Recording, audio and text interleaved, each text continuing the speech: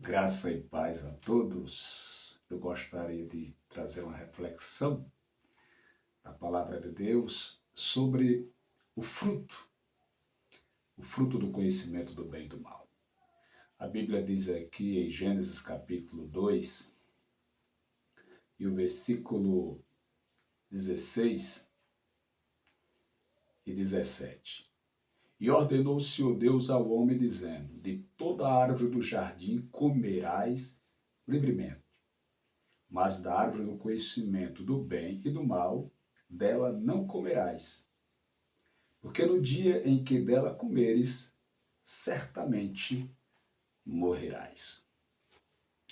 Eu queria tentar trazer a minha opinião com relação ao fruto que fora comido ali no jardim. Que fruto era este? Do conhecimento do bem e do mal. A nossa cultura, a cultura oriental, ou melhor, ocidental, acredita que fora maçã. E ela é tão forte na nossa cultura que até o conto de fadas da Branca de Neve, a bruxa ou a rainha má se passa por uma bruxa e dá uma maçã para que a Branca de Neve come e entre em coma.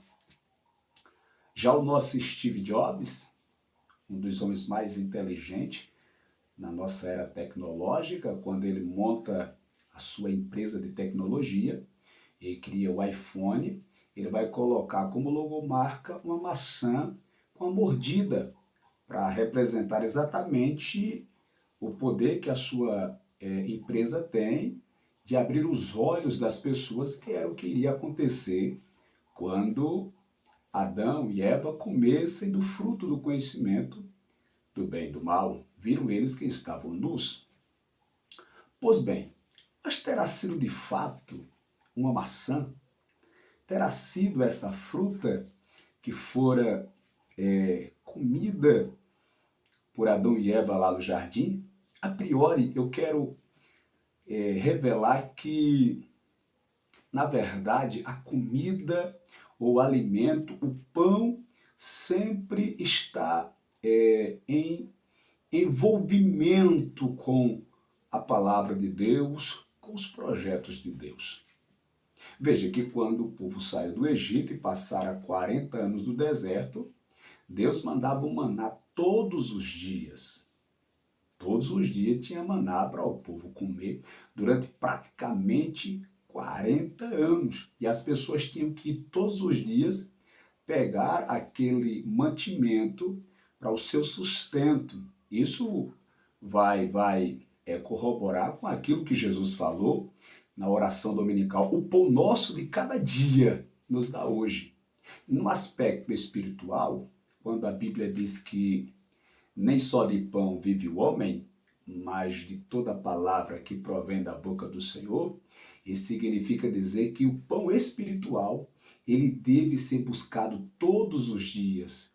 Todos os dias devemos estar em oração, devemos estudar a palavra ou ler a palavra e buscar a Deus todos os dias, ou buscar o pão espiritual todos os dias para termos uma vida espiritual saudável.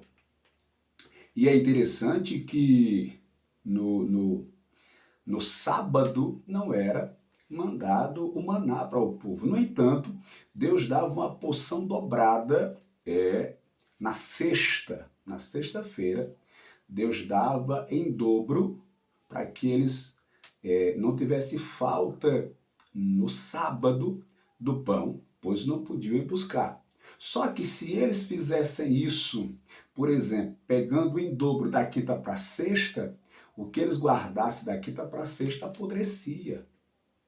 Porque uma coisa que deve ser entendida aqui é que a coisa vai funcionar e vai dar certo quando você está na direção, na diretriz da palavra do Senhor.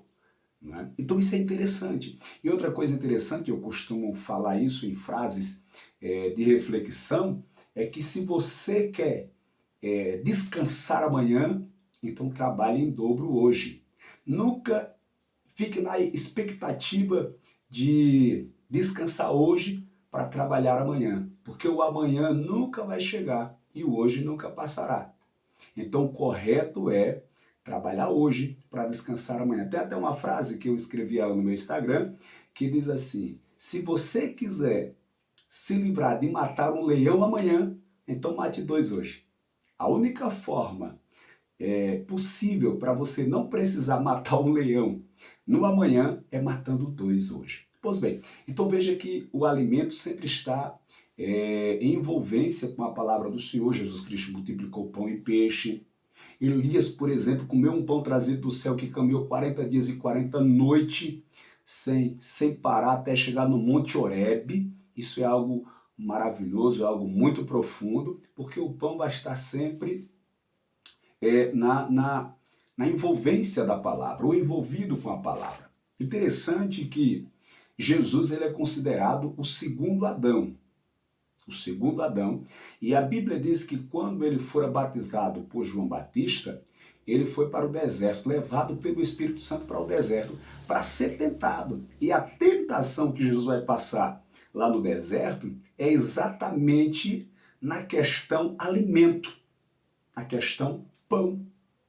E o interessante, eu posso falar isso aqui como algo muito maravilhoso para enriquecer o seu conhecimento e até você colocar nas suas mensagens, nos seus sermões, é que o primeiro Adão é algo a se analisar.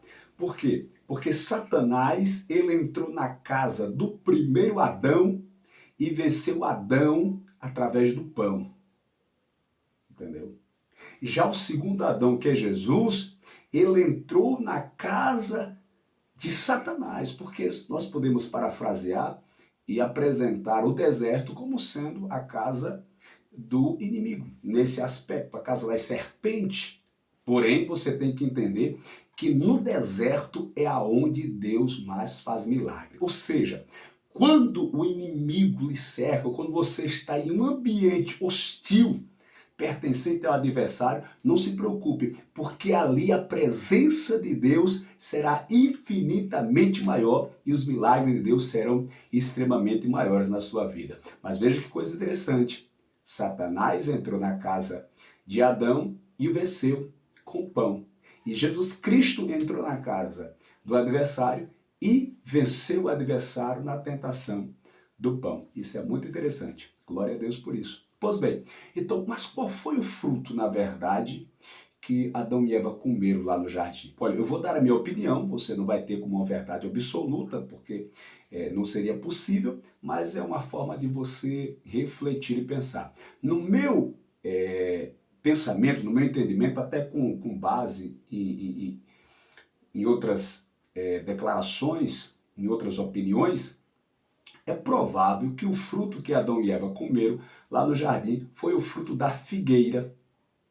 Porque quando eles comeram e viram que estavam nus, eles vieram para si aventais de folhas de figueira para cobrir a sua nudez. E é interessante que em Israel existem 3 árvores que são principais, que é a oliveira, a videira e a figueira. A oliveira, que produz a azeitona, que produz o azeite, que vai representar a alegria do espírito. A videira, que produz a uva, que produz o vinho, que vai representar a alegria da alma. E a figueira, claro, que produz o figo, que vai representar a alegria da carne. E se você observar, eu não sei se você já parou para pensar, mas é interessante notar que Jesus Cristo, ele tinha uma rixa com a figueira. Na parábola do rapaz que plantou uma vinha e vai em busca da figueira para ver se acha algum figo, não tem, ele manda cortá-la. E Jesus, quando está indo para Jerusalém, que vê a figueira à beira do caminho sem fruto, ele a amaldiçoa. Então é a única árvore que Jesus vai ter uma rixa com ela, como se Jesus tivesse uma revolta com a figueira. Então, na minha opinião, você não vai ter isso como uma verdade absoluta, mas como uma especulação, uma teoria, para tentar compreender, porque não se sabe na verdade, mas na minha opinião, o fruto que fora comido por Adão e Eva lá no jardim foi o figo, o fruto da figueira. Que essa meditação sirva para lhe enriquecer no seu conhecimento e que Deus te abençoe e até a próxima, em nome de Jesus.